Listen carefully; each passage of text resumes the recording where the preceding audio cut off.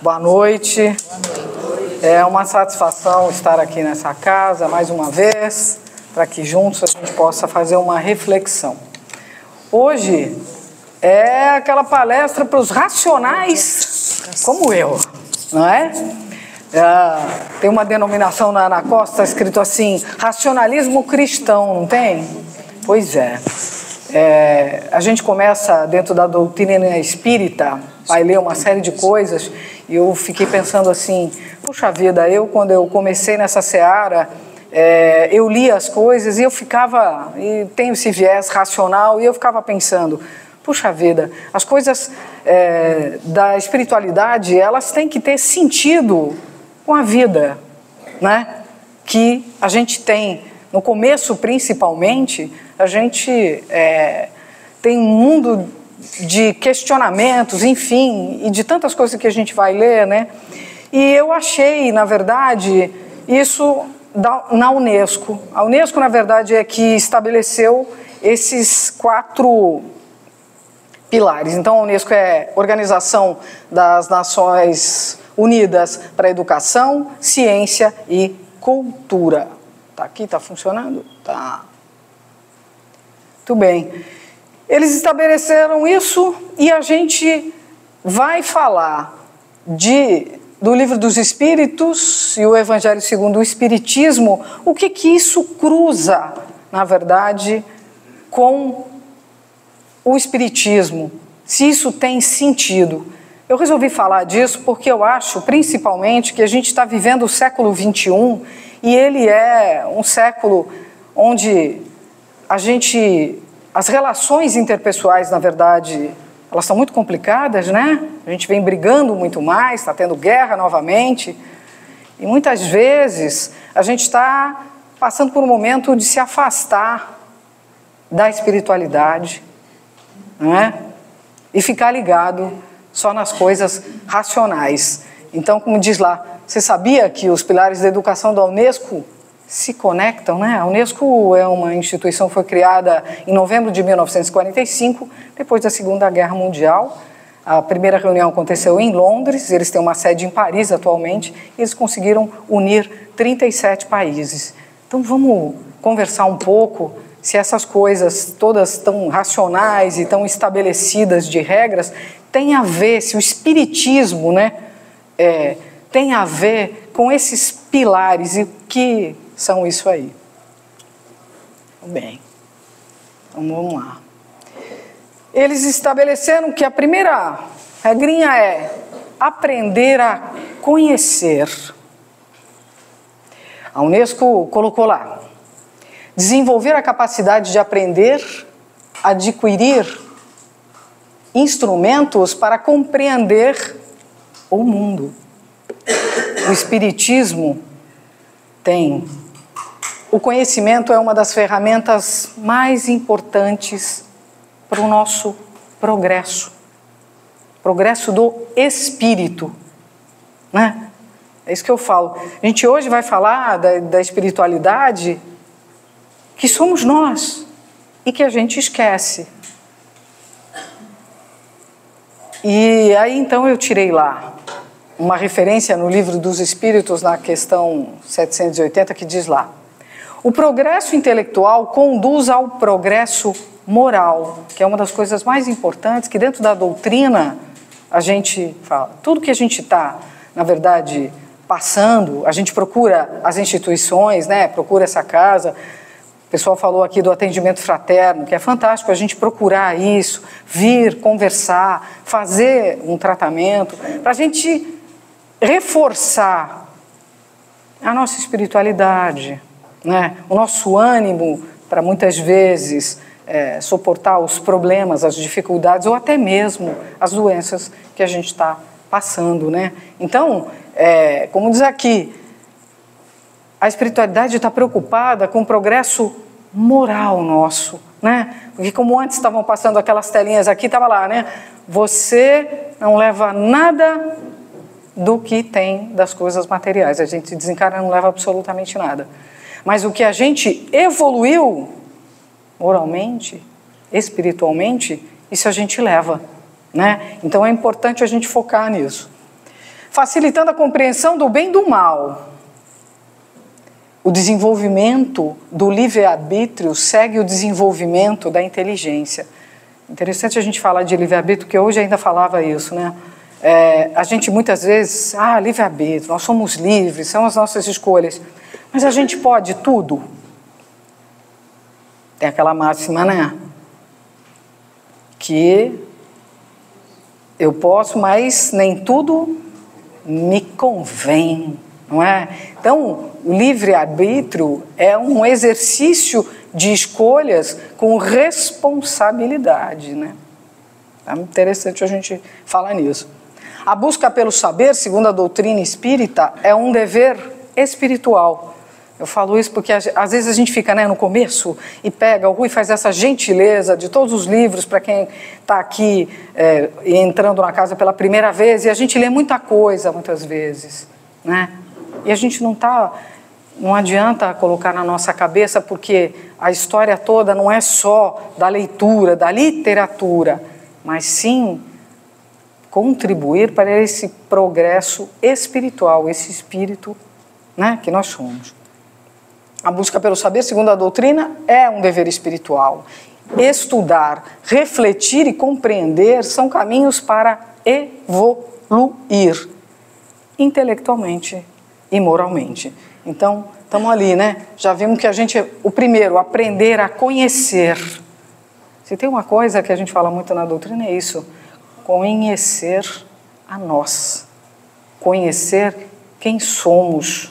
Muitas vezes a gente passa uma vida inteira sem descobrir quem somos nós, o porquê que algumas coisas se repetem na nossa vida, algumas dificuldades estão sempre encontrando conosco. Então é importante a gente fazer uma reflexão e aprender a conhecer, o conhecimento, né? Muito bem. Aprender a fazer. Cláudia, mas tem coisa para fazer? Tem, né? A gente tem que fazer nas nossas vidas. A gente tem... É fazendo que a gente aprende. Vamos lá. O Unesco diz: aplicar conhecimentos na prática, desenvolver competências e habilidades. Espiritismo: o conhecimento só tem valor real quando é colocado em prática com caridade. A gente frequenta todas essas instituições e principalmente quando a gente se coloca numa posição de ajudar. Aqui tem um mundaréu, né, Rui, de colaborador, né? A pomada do vovô Pedro, se reúne vários colaboradores de várias casas para que isso seja produzido e entregue gratuitamente, né, para as pessoas que estão com necessidade, para fazer curativo, enfim, tem uma série de coisas. E a gente sempre se esquece que a caridade não é uma coisa que está na nossa cabeça, a gente precisa praticar, como diz lá, eu preciso aprender a fazer. Caridade é sair do nosso lugar comum para se colocar na disposição de atender o outro, né? Muitas vezes isso é difícil, a gente está numa posição, principalmente quando a gente procura as instituições e está tão esgotado, com tantos problemas, com tantas dificuldades. Não tenho cabeça, Cláudia, para fazer isso. Mas a gente tem que exercitar essa coisa de fazer, porque não é só para o outro, a gente aprende nesta troca, quando eu me coloco também à disposição do outro. Então, com caridade, né? Na prática de caridade, trabalho útil, não é porque a gente aposentou, está sem fazer nada, que agora eu não tenho condições de fazer mais nada. Tem tanta coisa, né, Rui, aqui nessa instituição, enfim. Às vezes é uma coisinha muito simples, né? Mas que um sorriso, as pessoas que ficam nos recebendo aqui na entrada, né? Estão ali, vêm toda noite, saem das suas casas e vêm aqui para nos desejar uma boa noite, para nos fazer um acolhimento. É tão gostoso quando a gente chega, né? Porque às vezes depois, um dia inteiro do trabalho, ou então numa pressão muito grande de alguns problemas, enfim, uma série de coisas, Puxa vida, como é bom a gente entrar num lugar, a pessoa, boa noite, e fazer um acolhimento, né? Então, isso é trabalho útil e responsabilidade. Referência que a gente tem lá no segundo Espiritismo, fora da caridade não há salvação.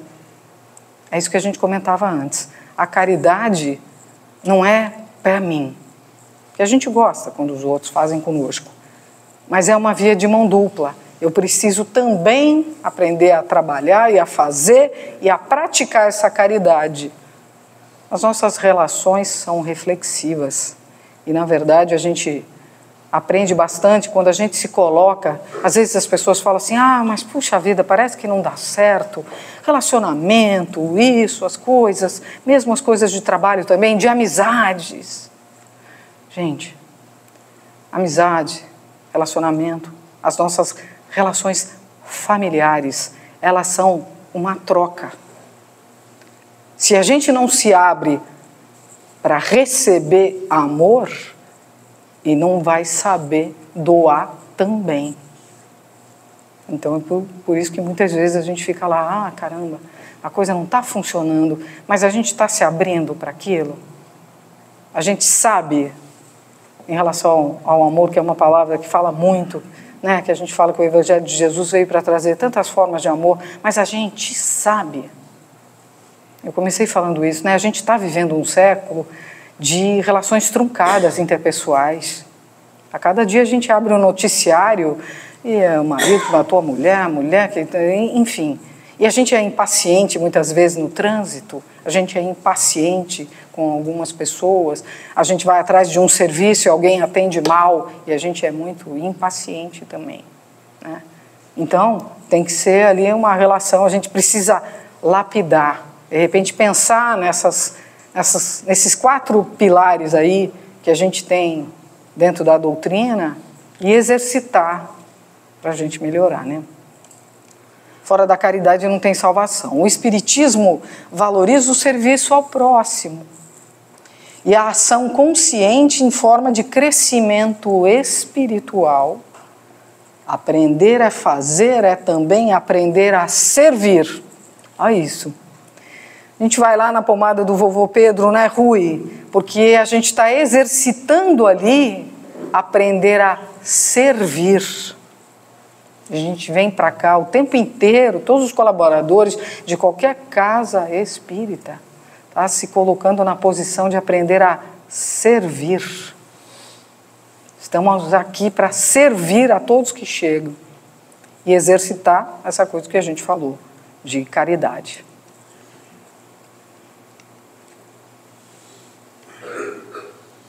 Aprender a viver juntos. Coisinha difícil, né?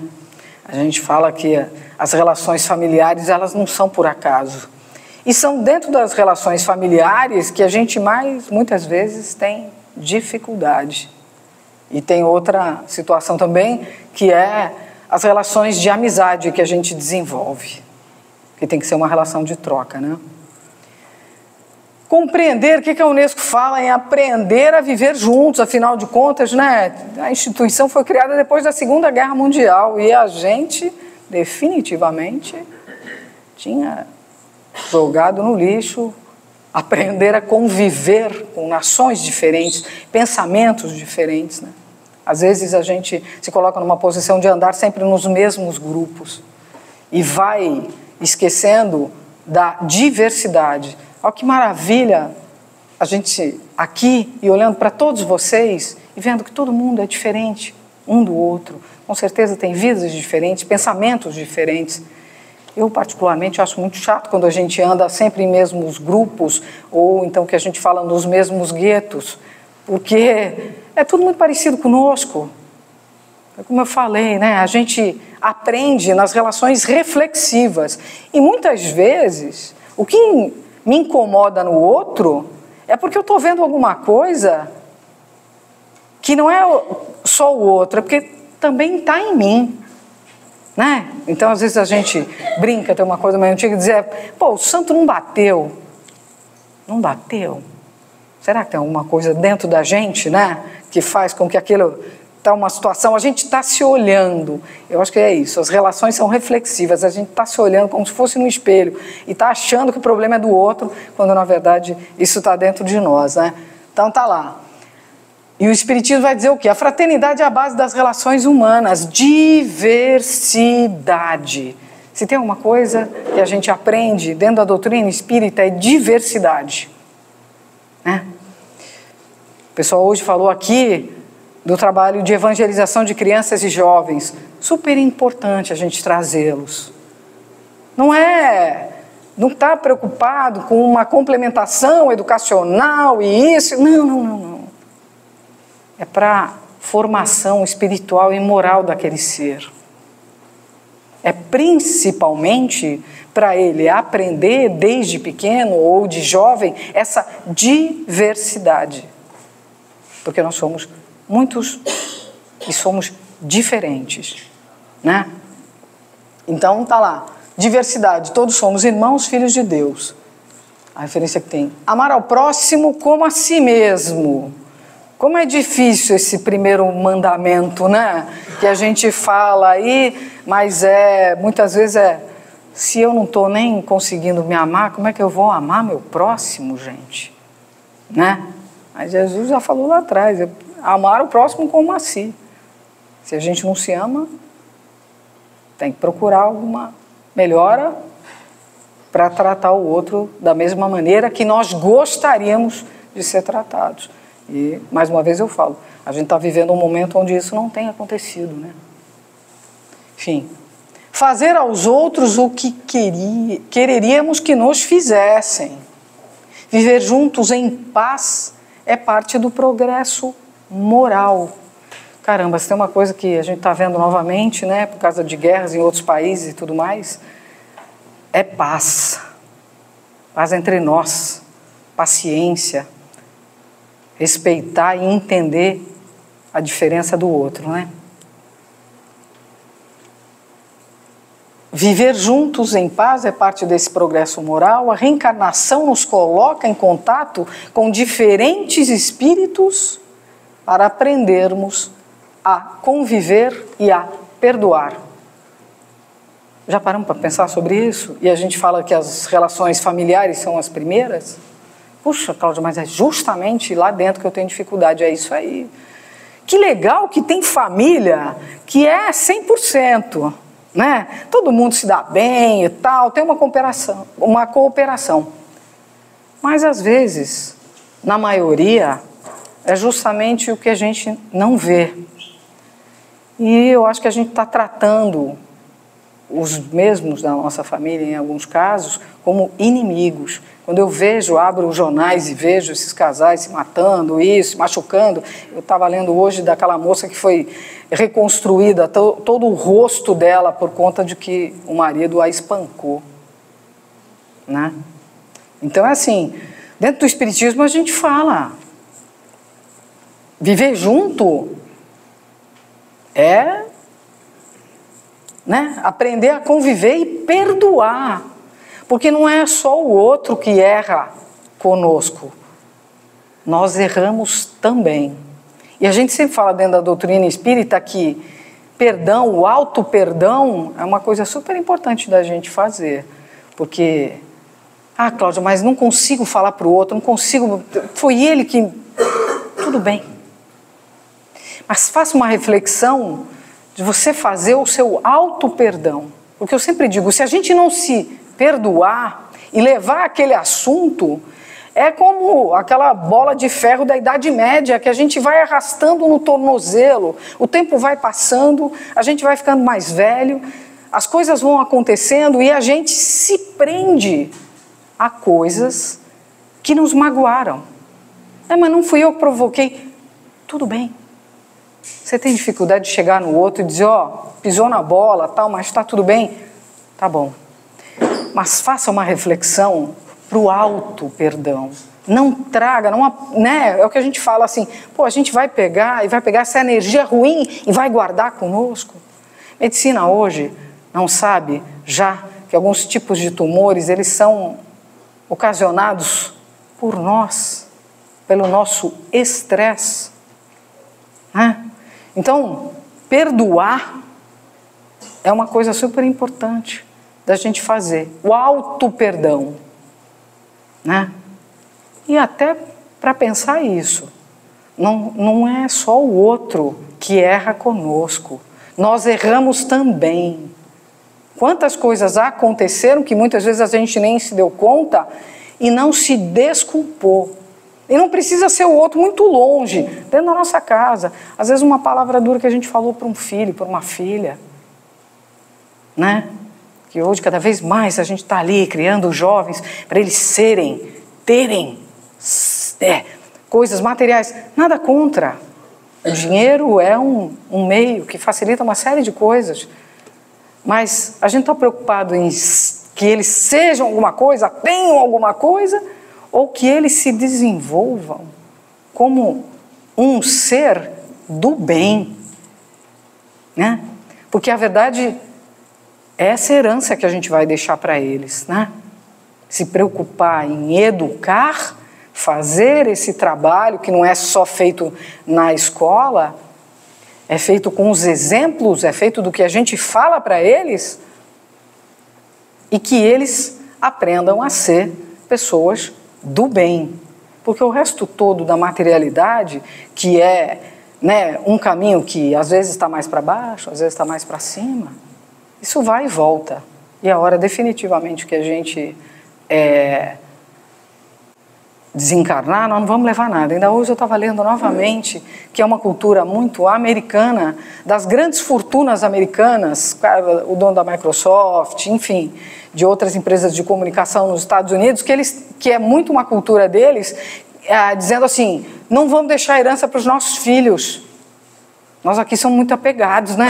Fica brigando aqui por conta dessa história toda. Eles têm na cabeça que é o seguinte, bom, o importante é eu dar ali toda a base para que ele tenha oportunidade como eu tive e faça. E não é que eles vão ficar aí dando para alguma outra... Eles todos têm instituições para atender outras pessoas com dificuldade. Então eles têm muito essa cultura. Não, meu filho não vai herdar, minha filha não vai herdar absolutamente tudo, né? E eu acho isso bacana, porque na verdade é assim, a gente tem que motivá-los a conquistar, a superar as dificuldades, enfim. Para que as coisas não caiam do céu, como a gente fala, sem fazer esforço. Isso não educa absolutamente nada. Então é isso aí, conviver e perdoar. Oi, Santo Agostinho que fala sobre aprender a ser. O livro do Santo Agostinho, aliás, recomendo muito. Confissões, maravilhoso. O cara faz um livro inteiro, ele, primeiro que católico, né, que a gente acha que só tinha que ser espírito puro, ele era católico, e ele tem uma trajetória fantástica, e principalmente a Mônica, que era a mãe dele, que é a Santa Mônica, dentro da Igreja Católica, que foi uma intercessora maravilhosa, porque ele tinha toda uma vida, tudo desregrado e tal, e ela passou anos e anos e anos fazendo orações para que ele pudesse modificar, enfim. E ele se modifica e conta uma história bem bacana, o livro Confissões de Santo Agostinho. Ele está aqui porque, assim, ele é o cara que falou dessa coisa de aprender a ser. O que a Unesco diz lá? Desenvolver o ser humano em sua totalidade. Corpo, mente, espírito, ética, autonomia. A Unesco falando isso, hein? O Espiritismo diz o quê sobre aprender a ser? O ser espiritual é eterno e a gente esquece.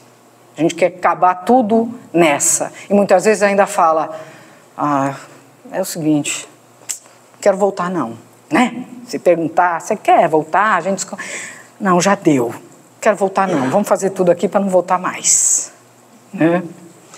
Então, ali, é eterno. A educação do espírito é a verdadeira educação. É o que eu digo. A gente precisa de complementar a educação familiar com a educação formal das escolas. Mas aquilo não é o mais importante, né? Tantos e tantos assuntos, eu falo dos empresários americanos, que muitos deles não fizeram universidade, né? Então, essa educação espiritual é muito importante, né, para esse ser eterno que nós somos. Aí está lá Santo Agostinho, que falou o quê? Para aprender a ser, a gente tem que se conhecer. Difícil, né? A gente pensa que a gente se conhece, mas muitas vezes a gente toma atitudes autônomas, aquela coisa. É muito importante também a gente refletir do jeito que os nossos pais foram criados, do jeito que nós fomos criados e como nós estamos criando os nossos. Muitas vezes a gente passa uma vida inteira e pouco aprendeu a ser. Então ele falou lá, o Espiritismo convida a autotransformação. Aprender a ser é despertar para a nossa identidade espiritual. Cláudia, mas tem identidade espiritual? Uai, não somos espíritos? Ou a gente só vem aqui toda segunda-feira, quando a gente vem, e nos outros dias para a palestra, que a gente fala, agora fui lá, tomei um passe, tá beleza, meu espírito, é isso? Não, né, gente? É um caminho de transformação. Que bom que se fosse só assim, vou lá, tomo um passe e tal, fica tudo bonitinho. Tá lá, calibradinho aquele espírito. Ia virar a esquina e acontecer alguma coisa, ou a gente pegar o carro e ir para algum lugar e falar, porque brigou com alguma coisa, né? Enfim. Então tá ali, convida a transformação, aprender a despertar a nossa identidade espiritual e construir uma vida com valores, consciência e propósito. Eu gosto muito de colocar propósito e junto trazer missão. Porque a gente acha que missão e propósito foi coisa para o Chico, foi coisa para o Divaldo, é coisa para o Haroldo. Papo furado. Aprender a se conhecer é fazer uma reflexão. Qual é o propósito nosso nessa vida? O que eu estou fazendo? Aonde eu estou? O que eu estou fazendo para mim, para minha família e para o outro? No meu trabalho, na minha relação truncada familiar. É importante a gente refletir, né? Então, essa coisa de propósito e missão, né? Isso é para todo mundo, não é só essa coisa de pensar assim, é só para os grandes, são eles que têm missão e propósito. Não. Grande coisa que faz com que a gente evolua é qual é missão. Eu tenho lá essa mediunidade de oratória. Faz parte de ser uma missão. E olha, que isso desde que eu era adolescente começou. E eu já usei muito mal esse dom da palavra. Então, a gente precisa descobrir propósito e para cumprir uma missão, que é falar. Né? Eu sempre digo que também tem uma coisa assim, todo palestrante, né, Rui, precisa cuidar bastante da sua vaidade, né? Porque a gente vem aqui, fica todo mundo paradinho, vocês estão paradinho, bonitinho, educadinho, em silêncio, olhando para tudo que a gente está falando. Todo palestrante, todo orador faz um exercício disso, de simplicidade. Eu, pelo menos, eu faço. Já foi muito difícil e ainda continuo com essa coisa. Porque a gente tem um orgulho, uma vaidade de achar que a gente fala, que está tudo ali. Não. Missão simples, propósito na vida. Né? Então é importante a gente pensar nisso. Ui, Kardec. E agora a gente vai falar o finalzinho, eu já estourei o tempo, mas eu juro que eu não vou demorar muito, que tem uma reflexão que eu coloquei aqui. Os 4 pilares da Unesco dialogam profundamente com os ideais do Espiritismo, que valoriza a educação integral do ser. Não apenas como formação acadêmica. A FEB tem os estudos, aonde eu colaboro, na casa onde eu colaboro, a gente tem os estudos do ESD, EAD, MEP. Aqui tem estudo também, não tem, Rui? Então, ninguém vai sair PhD espírita. Não vai. Porque a preocupação não é... E olha que essa estrutura que a FEB fez, dos 3 anos de ESD, que são umas apostilas desse tamanho, o EAD, que eu colaboro, eu coordeno os estudos do EAD, são 5 anos de estudo do EAD, 1, 2, 3, 4, 5. Já é o Evangelho de Jesus junto com a doutrina espírita. Ninguém vai ficar PhD em nada. Pelo contrário, se a gente, na verdade, não fizer disso uma constante, a gente não consegue aplicar. E muitas vezes passa um tempo todo fazendo o estudo e não entende absolutamente nada. Tem que começar tudo de novo. Então, é isso aí. Não é apenas uma formação acadêmica, mas um processo evolutivo do espírito imortal que nós somos. Aí, o verdadeiro progresso para o espiritismo é aquele que une. E aí, nós vamos colocar aqui o final, que são os nossos, dentro do espiritismo, pilares dessa educação, que está saber. Saber é o que a gente começou e falou, aprender a conhecer. Ação. O que é ação? É o que a Unesco falou, aprender a fazer. Convivência fraterna é o quê? Viver juntos. E termina com autoconhecimento, que é a palavrinha lá que estava o Santo Agostinho, quando a gente fala aprender a ser. Então, façamos uma reflexão sobre os 4 pilares que são para nós: saber, ação, convivência fraterna e autoconhecimento. Obrigada, era isso que eu tinha para refletir hoje com vocês, e que a gente agora relaxe para entrar nessa vibração e tomar os nossos passes e irmos com essa reflexão e com essa belíssima vibração que a gente recebe aqui desta casa e do plano espiritual dessa casa para a nossa semana toda. Muito obrigada, boa noite.